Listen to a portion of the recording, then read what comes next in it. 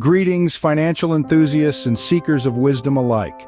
We're about to embark on a fascinating journey that intertwines the ancient wisdom from the book of Deuteronomy and modern-day financial attitudes. Particularly, we'll focus on Deuteronomy 8:10-20, a passage brimming with insights about gratitude, humility, and the dangers of arrogance. In this passage, the Israelites are warned about the perils of forgetting the source of their blessings once they've prospered in the Promised Land. It's a timeless lesson about the pitfalls of pride and the importance of remembering who or what got us to where we are. In our context, it serves as a powerful reminder to consider the source of our financial blessings, to remain humble in prosperity, and to avoid the arrogance that can come with wealth. So, are you ready to delve into this profound passage and its application to our financial lives? Let's dive deeper into this profound passage and its application to our financial lives. First off, the verse begins with a call to gratitude. The good land and its bountiful blessings are not to be taken lightly. In fact, they are to be deeply appreciated. This isn't just about ancient Israelites and their promised land, it's about us and our personal financial landscapes. Let's break it down. Gratitude in personal finances is not about naively celebrating every dollar that comes our way. Rather, it's about recognizing the value of what we have, however much or little that might be. It's about acknowledging that every financial blessing, be it a paycheck, a profitable investment, or even a surprise tax refund, is something to be thankful for. Think about it. When you're grateful for what you have, you're less likely to mindlessly chase after what you don't. You're more likely to make thoughtful financial decisions and less likely to fall into the trap of reckless spending. Let me share a story. A friend of mine, let's call him John, was always rushing for the next big thing. He was never satisfied with what he had.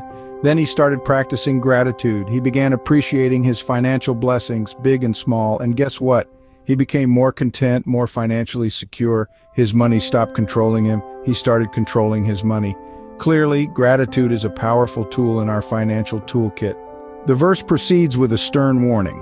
It cautions us against the dangers of forgetting the source of our blessings, especially when we are basking in the glow of prosperity and success. You see, it's a natural human tendency to become complacent, even arrogant, when we're riding high on the wave of financial victory. We tend to attribute our success solely to our hard work, our intelligence, or our strategic financial decisions.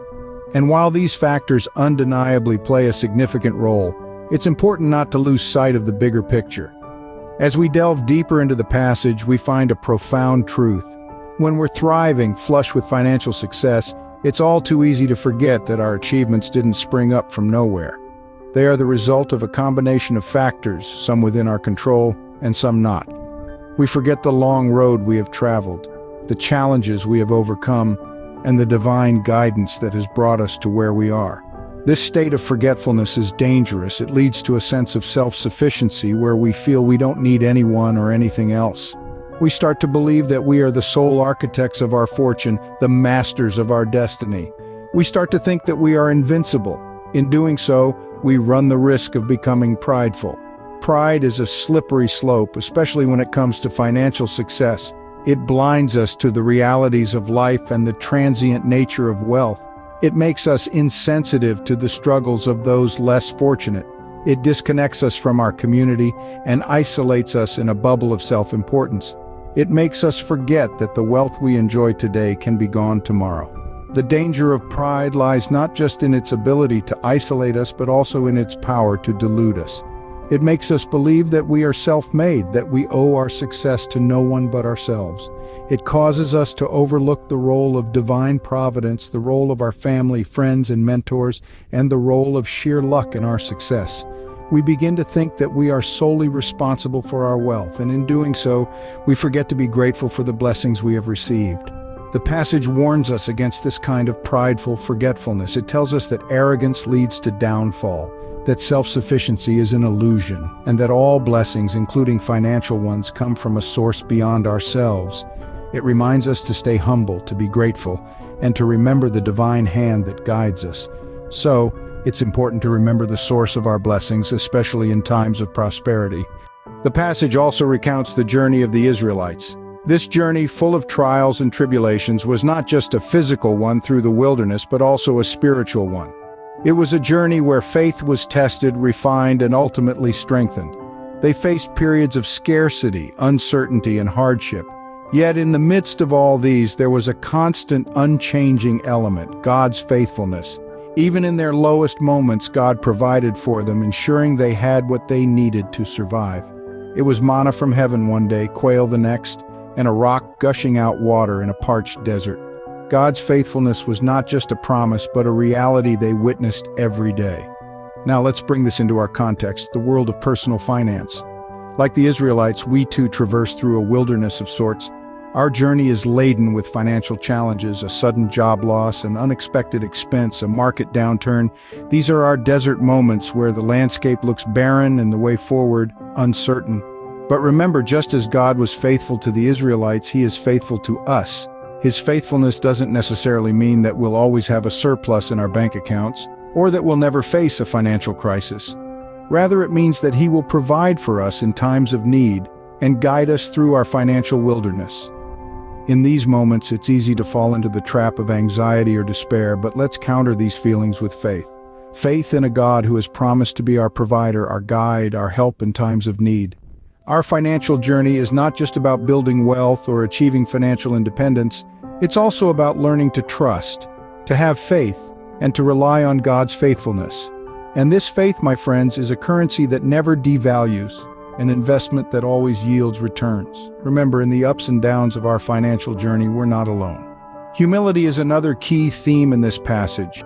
The ancient Israelites were led on a journey that was as much about character development as it was about reaching a physical destination. They were humbled, tested, and tried by God, not out of malice, but to reveal their hearts and to ensure they could handle the blessings that were to come. In our modern financial world, it's not all that different. The ups and downs, the windfalls, and the setbacks, they're all part of a journey that tests our character and our humility. Whether we're riding high on a wave of success or picking ourselves up after a fall, it's essential to remember where our blessings come from and to keep our ego in check.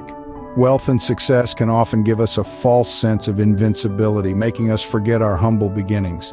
But it's in those moments of humility where we find our true character. It's in those moments where we learn to appreciate what we have, where we learn to give generously and love freely. So how do we stay humble in a world that often equates success with arrogance? It starts with acknowledging that our wealth and success are not merely the results of our own efforts. It's about giving credit where it's due, being generous with our wealth, and never forgetting the journey that brought us here. Humility, then, is another crucial element in our financial lives. We must also recognize the source of our wealth. It's easy to fall into the trap of thinking that our wealth is purely a result of our hard work, our intelligence, or our brilliant strategies. While these elements play a significant role, there's more to the story. The biblical perspective, as outlined in Deuteronomy, reminds us that it is God who gives us the ability to produce wealth. Consider this: our intelligence, our opportunities, even our very ability to work, where do they come from? Aren't they gifts that we've been given, gifts that could be taken away at any moment? Reflecting on this can shift our perspective, fostering a sense of humility and gratitude. It can also inspire us to use our wealth more wisely and generously, knowing it's not entirely of our own making. Remember, it's not just our effort, but the opportunity and ability given to us that results in wealth. Finally, the passage ends with a serious consequence. Forgetting the source of our blessings, especially in the realm of finances, can lead to pride, arrogance, and ultimately downfall. The journey we've taken today, from understanding gratitude for financial blessings to acknowledging the true source of wealth, is a reminder that humility and recognition of divine providence are essential in managing wealth. I hope you found this discussion enlightening. Share your thoughts and experiences in the comments below. Until next time, stay financially savvy and spiritually grounded.